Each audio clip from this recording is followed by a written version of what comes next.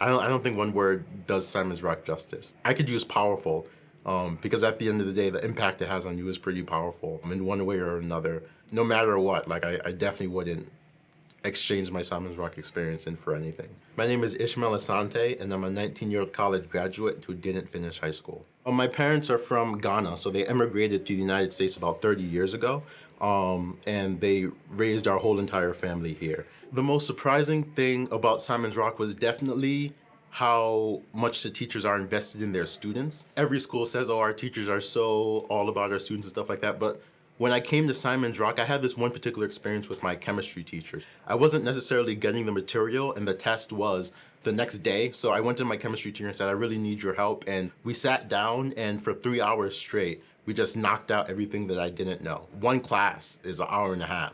So the fact that impromptu, she sat down with me for 3 hours actually meant a lot to me. It let me know that this was definitely the right place where I can get all of the support that I needed to become the academic that I've always wanted to be. One thing that Simon's Rock does is they definitely instill a very good work ethic into all of their students for them to achieve their goals. It's definitely all done through hard work. Some people will be like, oh, you're 16 and you're studying calculus. Oh, you must have been born that way. If anyone can get anything from our students here, it's that we work tremendously hard to get to the point where we are today. We're not born knowing calculus. I can talk a lot towards the math program since I've taken so many classes, and one thing that I really love is the fact that the teacher really often likes to incorporate material from like grad school mathematics and scale it down so you know what to look ahead to. It's really all about building some type of self-confidence in the student. Like last semester, I did a 2-hour presentation for partial differential equations about the Black-Scholes equation, which is something that's heavily used in finance. And we don't have any finance courses at Simon's Rock, but it applies. So my teacher really gave me the freedom to dive completely into that, which has really been my dream to study that type of finance. So can't believe it finally happened. But yeah. When I was in high school, I used to play football. And even though Simon's Rock doesn't have a football team, we have a remarkable athletics facility. So I still train a lot.